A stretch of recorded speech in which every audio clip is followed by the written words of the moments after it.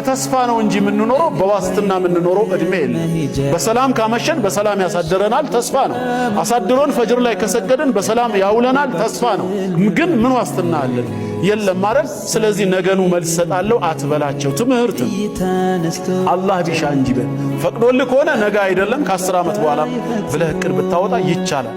ሰው የ5 ዓመት የ10 ዓመት የ50 ዓመት ብሎ እቅድ ያውጣ መኖሩን ባያውቅም። ግን በምንድነው ቀይድ የሚያደርገው የሚያጥረው?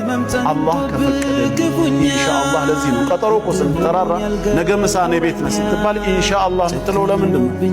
ከዚህ ሰዓት በኋላ ያለው የአላህ ነው የኔ አይደለም። የኔ የሚባለው የኖርኩት ያለፈው ፓስቱ ነው፣ አንዴ ኖሬዋለሁ።